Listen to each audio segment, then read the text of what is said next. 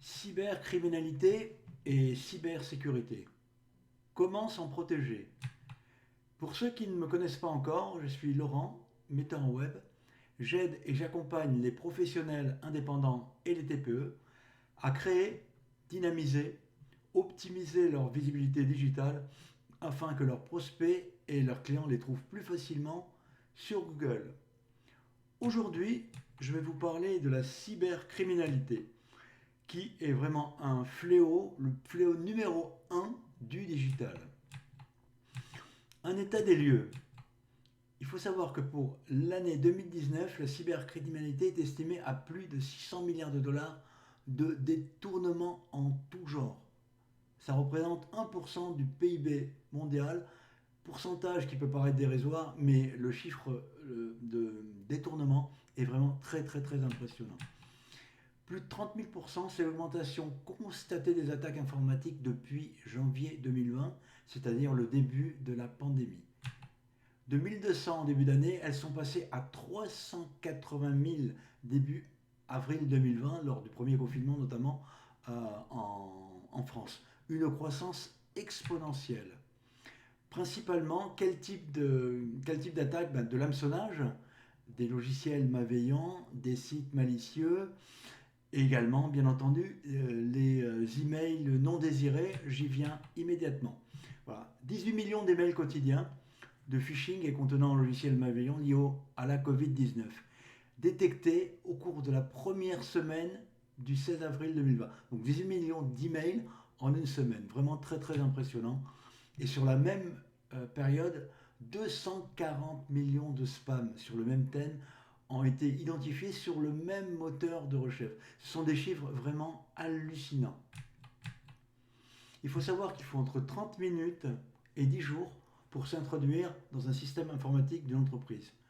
Il y a 13 vecteurs de pénétration pour y accéder, et en général, deux seules étapes suffisent, environ dans quasiment les trois quarts des cas. Ça veut dire qu'effectivement, les systèmes sont relativement, pour ne pas dire très vulnérables. Quelles données sont touchées? Bien, toutes les données des ordinateurs bien entendu. Donc c'est quoi? C'est les données financières, données médicales, données sur votre activité professionnelle, sur vos formations, sur votre identité. Attention au vol, à l'usurpation d'identité, ça peut faire très très mal. Des données relatives à votre formation. La liste n'est pas exhaustive. Au niveau de votre activité professionnelle, c'est quoi? C'est du vandalisme, c'est-à-dire que votre système informatique est hors d'état de fonctionner, une réputation ruinée avec des faux avis clients, du vol de fichiers, fichiers clients et autres. Effectivement, vol de la propriété intellectuelle, c'est fréquent. Et tout ceci se traduit bien entendu par une perte, ça paraît, non, non, c'est pas drôle du tout, par une perte de chiffre d'affaires. Il faut vraiment s'en protéger. Mais je vais y venir tout de suite après. Alors oui, effectivement, ça fait peur. Mais il y a différents moyens. Je vais vous donner 8 solutions pour bien s'en protéger. Si vous adoptez ces 8 réflexes, bon, on est toujours vulnérable. La sécurité 100% n'existe pas. Mais effectivement, si vous adoptez ces 8 points, vous serez quand même relativement bien protégé. En tout premier lieu, adoptez une bonne suite de sécurité. Pour tout ce qui est virus, malware, spyware, adoptez effectivement un VPN, inclus ou non dans votre suite, un pare-feu. Donc, il y en a pléthore. Je vous donne 4 effectivement suites qui sont très très connues et qui fonctionnent très bien. Norton, McAfee,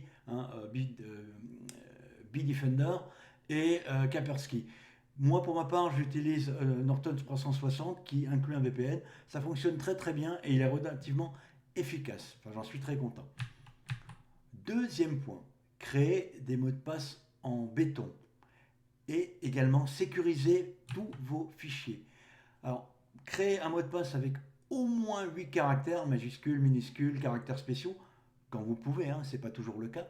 Alors, il y a une méthode qui s'appelle Diceware, je vous invite à aller regarder. Méthode un petit peu alambiquée, mais vraiment hyper secure.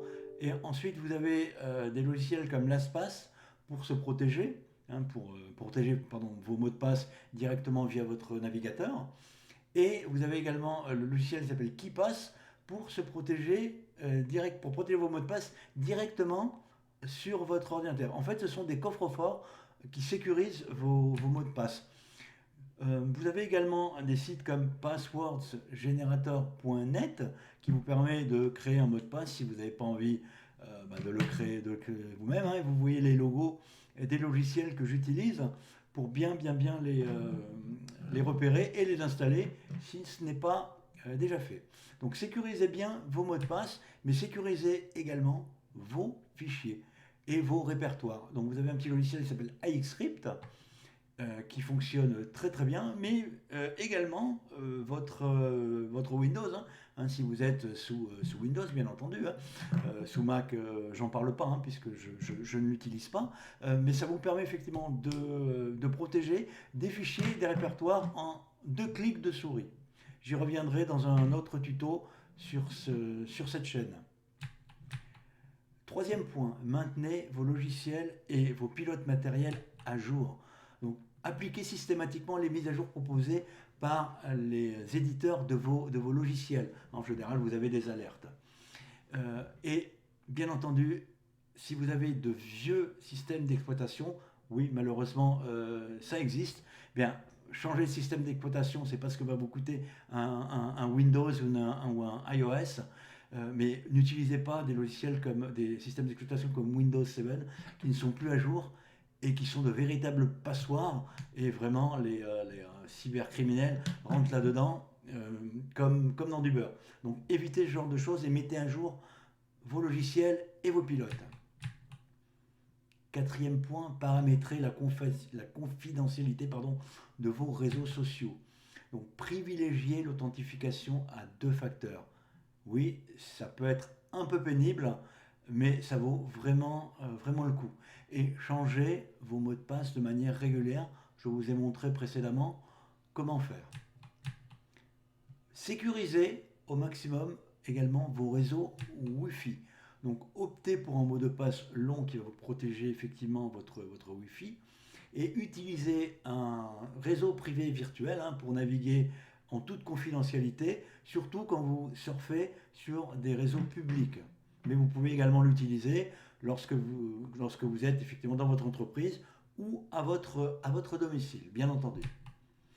Voilà l'exemple de 4 VPN que vous pouvez utiliser: Cyber, ExpressVPN, NordVPN, ou directement comme moi le VPN de la suite logicielle sécurité que vous avez précédemment installé. Sixième point, maintenez un dialogue permanent avec vos enfants. Activez le contrôle parental sur les smartphones, tablettes, ordinateurs, enfin tous les devices auxquels ils ont accès. Et sensibilisez-les bien entendu sur les risques du digital. Informez-vous sur les failles de sécurité majeures, hein. Donc vous avez les mises à jour automatiques, hein, qui sont suggérées par vos éditeurs de logiciels, mais si ce n'est pas le cas, informez-vous régulièrement sur les sites spécialisés pour voir si vos logiciels et également vos pilotes de matériel sont à jour. Je vous donne l'exemple de 5 sites sur lesquels effectivement vous pouvez faire un diagnostic de vos